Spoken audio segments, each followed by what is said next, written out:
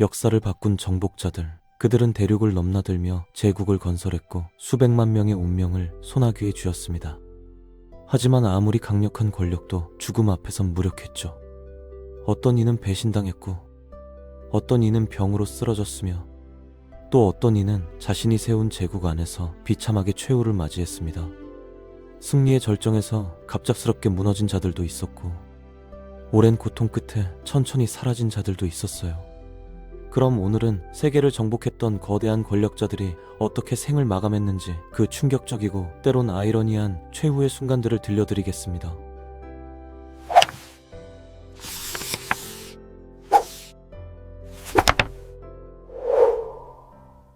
알렉산드로스 대왕은 그리스에서 이집트, 페르시아, 인도까지 뻗어나가는 거대한 제국을 건설했습니다.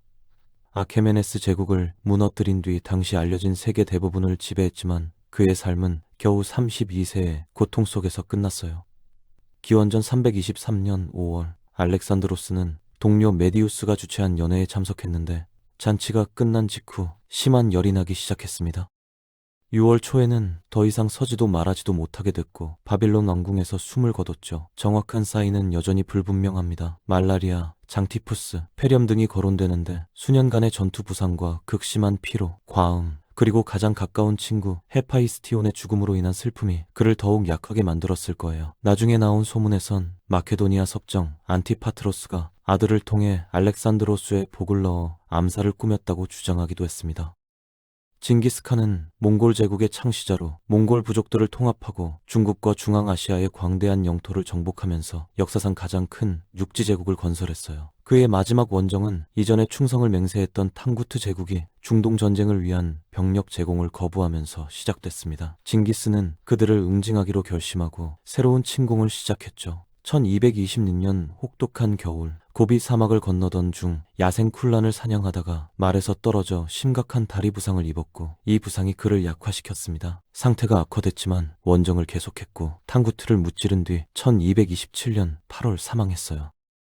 사인은 여전히 불확실합니다. 어떤 기록에선 말라리아, 티푸스, 흑사병에 걸렸다고 하고 다른 기록에선 전투 중 화살에 맞았거나 심지어 번개에 맞았다고도 해요. 후대의 전설에선 포로로 잡힌 탕구트 공주가 행위 중에 그의 성기를 치명적으로 상하게 했다는 이야기도 있습니다. 징기스의 아내는 탕구트 왕족이 완전히 전멸할 때까지 그의 죽음을 숨겼는데 왕족 혈통 중 누구도 살아남아선 안 된다는 그의 마지막 명령을 이행한 거죠.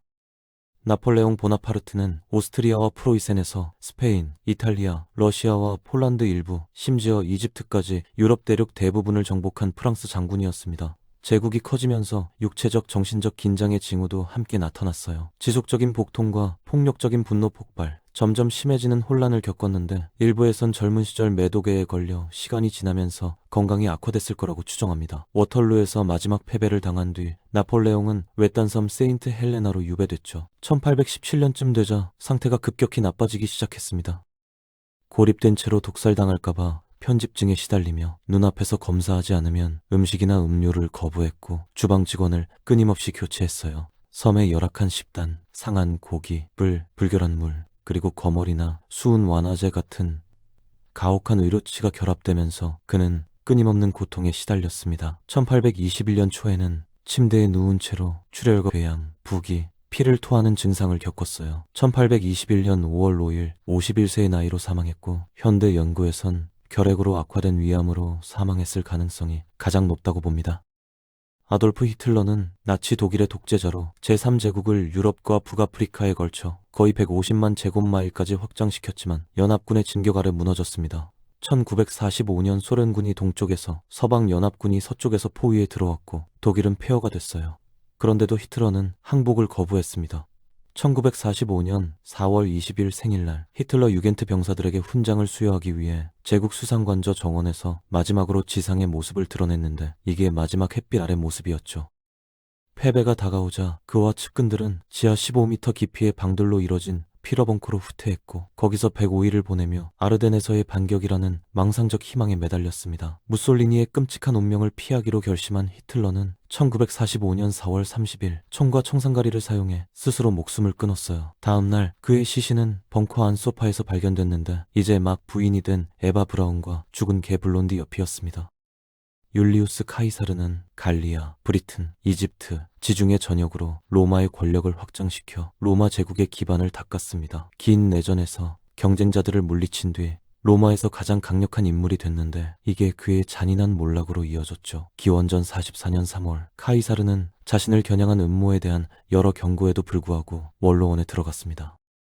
자리에 앉자 공모자 중 한 명이 탄원서를 제출하는 척하며 다가왔어요. 카이사르의 톡가를 붙잡은 푸블리우스 세르빌리우스 카스카가 단검으로 첫 타격을 가했습니다. 카이사르가 깊이 신뢰했던 브루투스를 포함해 많은 원로원 의원들이 가세했죠. 포위당해 도망칠 수 없게 된 카이사르는 23번 찔렸고 그중 단 하나의 상처만이 치명적이었습니다. 프란시스코 피사로는 잉카 제국을 무너뜨리고 남아메리카의 광대한 땅을 스페인에 바친 스페인 정복자였는데 15만 명 이상의 잉카인이 죽고 황제 아타후알파가 처형당한 잔인한 원정 끝에 리마를 권력의 중심지로 삼았습니다.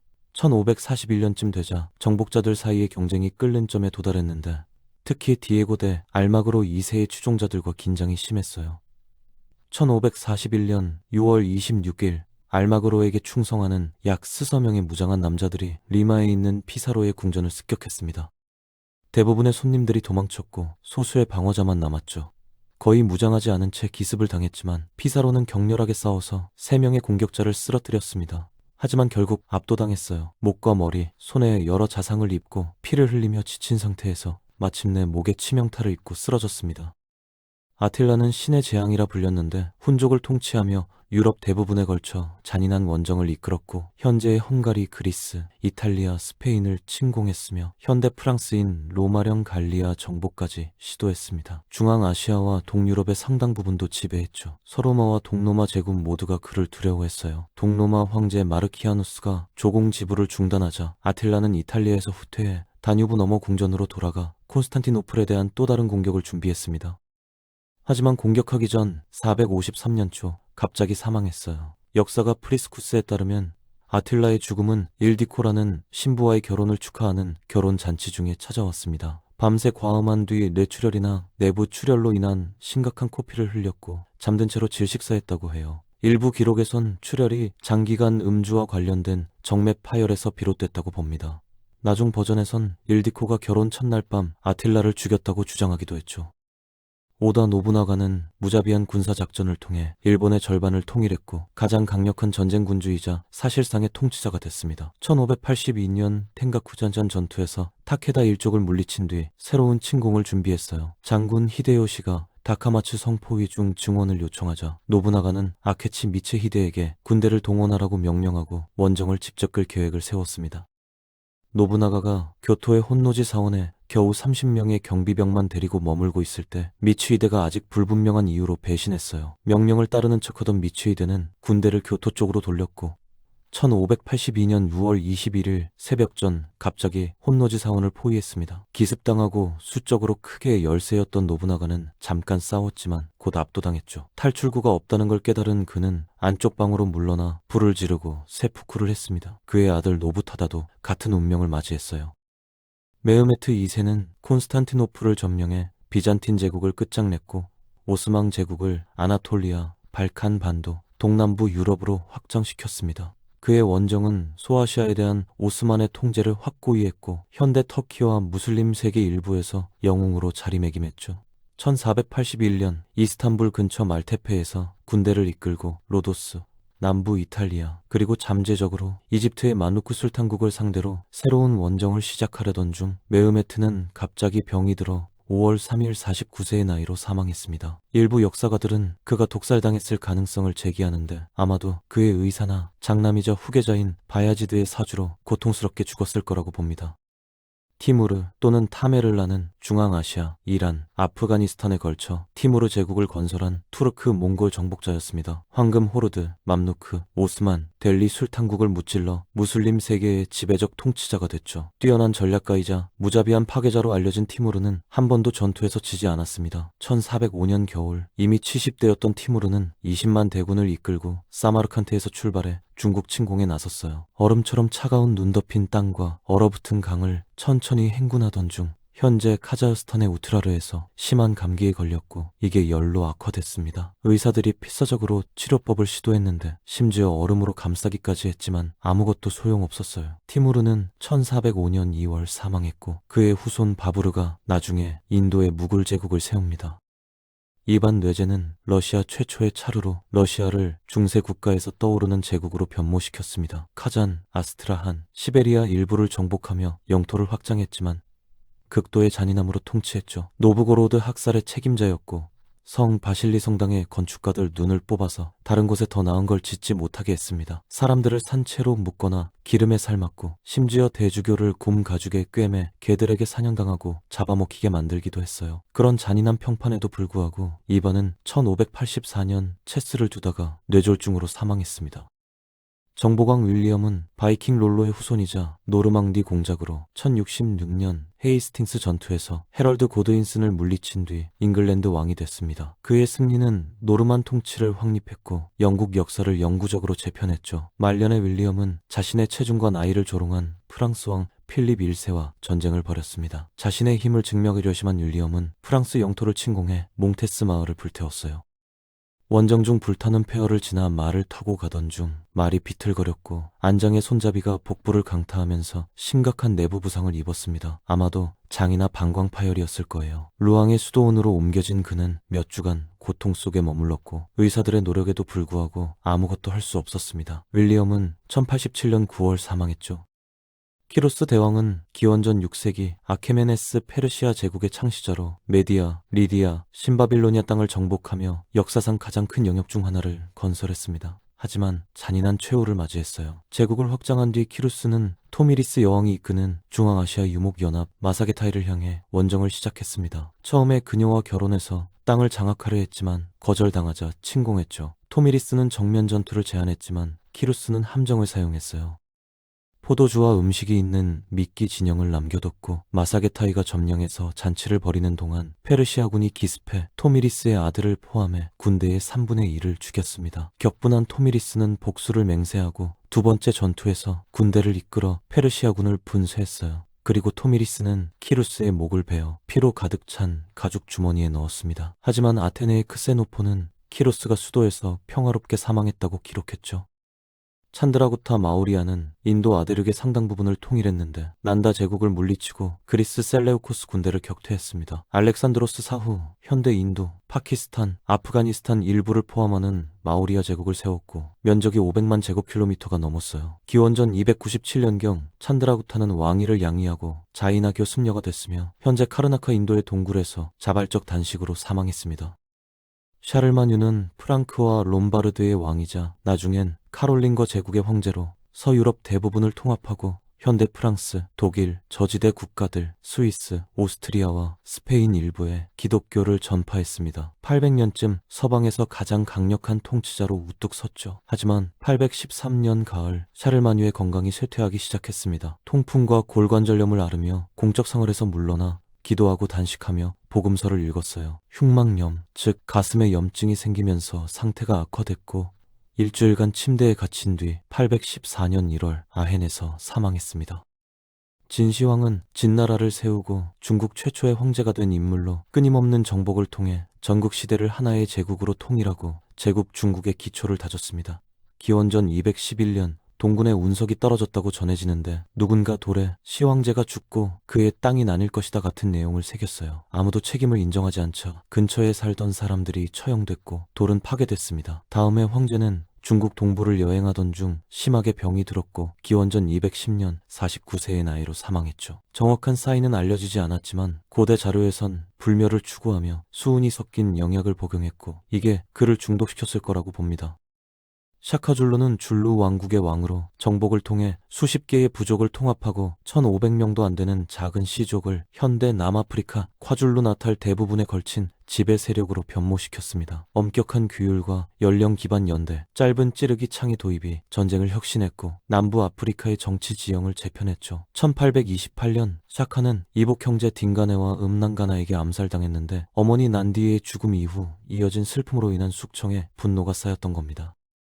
살라딘은 아이유브 왕조를 세운 쿠르드 사령관으로 이집트와 시리아의 첫 술탄이 됐고 무슬림 세계 대부분을 그의 지도 아래 통합했습니다. 예멘, 히자즈, 메소포타미아 일부로 영역을 확장했고 1187년 예루살렘을 탈환한 것으로 가장 잘 기억되는데 이게 그를 상대로 한 제3차 십자군 전쟁을 촉발시켰어요. 사자심왕 리처드와의 긴 대치는 명확한 승자 없이 끝났습니다. 1193년 권력의 절정에서 살라딘은 다마스쿠스에서 심한 열병에 걸렸죠. 의사가 사열과 관장으로 치료하려 했지만 약 56세의 나이로 장티푸스로 사망했습니다.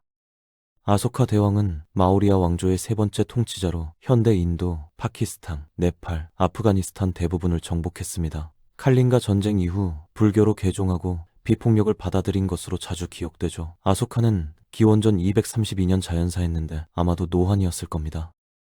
다리우스 대왕은 페르시아 제국의 세 번째 왕으로 인더스 계곡에서 이집트, 발칸반도, 북아프리카까지 뻗어나가는 제국을 최대 크기로 확장했습니다. 마라톤 전투에서 페르시아의 패배 소식을 듣고 다리우스는 자신이 직접 이끌 대규모 그리스 침공을 준비하기 시작했어요. 하지만 이집트에서 반란이 일어나면서 제국과 건강 모두에 부담이 됐습니다. 약해져서 전쟁 노력을 계속할 수 없게 된 다리우스는 기원전 416년 약 한 달간 미확인 질병으로 고통받다가 64세의 나이로 사망했죠. 술레이만 대제는 가장 오랫동안 재위한 오스만 술탄으로 유럽, 북아프리카, 중동에 걸쳐 제국을 확장해 2,500명 이상을 통치했습니다. 그의 원정은 베오그라드와 로도스를 오스만 통제 아래 두었고 1526년 모아치에서 헝가리를 분쇄했어요. 사파비 제국과의 전쟁은 메소포타미아를 확보했고 그의 지도 아래 오스만 해군은 지중해, 홍해, 페르시아만을 장악했습니다. 1566년 71세의 나이로 헝가리에서 군대를 이끌던 중 술레이만은 텐트 안에서 사망했는데 아마도 신부전이나 뇌졸중 같은 자연사였을 거예요. 그의 죽음은 군대가 안전하게 귀환할 때까지 비밀로 유지됐습니다. 시신은 이스탄불로 옮겨져 매장됐고 심장과 간은 마지막 원정지 근처에 묻혔죠. 손니 알리는 손니 왕조의 15대 통치자로 끊임없는 정복을 통해 송가이 제국을 아프리카 역사상 가장 큰 제국으로 변모시켰습니다. 팀북투, 젠네, 니제르강 계곡 대부분을 점령했고 상속보다는 전쟁과 확장을 통해 통치했어요. 그의 재위는 송가이 영토 권력의 정점을 나타냅니다. 1492년 12월 6일 불명확한 상황에서 사망했는데 일부 자료에선 니제르강을 건너다 익사했다고 하고 다른 자료에선 조카 아스키아 무하마드 투레에게 살해당했다고 해요. 그의 사후 아들 손니 바루가 잠깐 계승했지만 곧 권력을 장악한 아스키아에게 전복됐습니다. 파차쿠티는 잉카 제국의 창시자로 쿠스코 기반의 작은 왕국을 현대 페루, 볼리비아, 에콰도르, 칠레, 아르헨티나, 콜롬비아 일부를 포괄하는 광대한 안데스 제국으로 변모시켰고 면적이 200만 제곱킬로미터가 넘었습니다. 그의 정복은 추가 잉카 확장의 토대를 마련했고 3세대 안에 남미 서부 대부분으로 통제를 확대했죠. 마추픽추는 그의 사유지로 지어진 것으로 널리 믿어집니다. 파차쿠티는 1471년경 쿠스코에서 자연사했는데 아마도 50대였을 거예요. 투투모서 3세는 이집트의 나폴레옹이라 불렸는데 누비아, 시리아, 팔레스타인, 메소포타미아에 걸쳐 18번의 무패 군사작전을 통해 이집트의 권력을 확장한 파라오였습니다. 역사상 가장 위대한 사령관이자 전략가 중 한 명으로 유명하며 이집트를 제국 강성의 정점으로 이끌었고 세계 최초의 조직화된 해군을 창설한 공로를 인정받죠. 모든 정복을 유지한 채 투투모세 3세는 기원전 1425년경 자연사했습니다. 사르곤은 아카드 제국의 첫 통치자로 기원전 24세기에서 23세기에 수메르 도시 국가들을 통합해 세계 최초의 제국 중 하나를 만들었습니다. 그의 영역은 메소포타미아 대부분을 가로질렀고 레반트 일부와 후란, 엘람 땅까지 뻗어나갔어요. 수메르 왕 목록에 따르면 사르곤은 56년간 통치했고 기원전 2279년 평화롭게 자연사했습니다. 카메하메하 대왕은 하와이 왕국의 첫 통치자로 전쟁과 외교의 조합을 통해 하와이 제도를 통합했습니다. 서양 무기와 선박으로 무장해 섬 전역의 가장 강력한 주장들에게 도전했어요. 그의 원정은 질병 발생과 폭풍 같은 치명적인 저절로 점철됐고 이게 카우아이 정복을 15년간 끊임없이 지연시켰습니다. 궁극적으로 카우아이 왕 카우무알리가 항복하면서 그의 섬을 속국으로 만들었죠. 1812년경 이후 카메하메하는 카일로 아코나로 은퇴해 남은 세월을 보냈습니다. 1819년 사망했고 시신은 신뢰하는 친구들이 숨겼어요. 최종 안식처는 여전히 알려지지 않았습니다.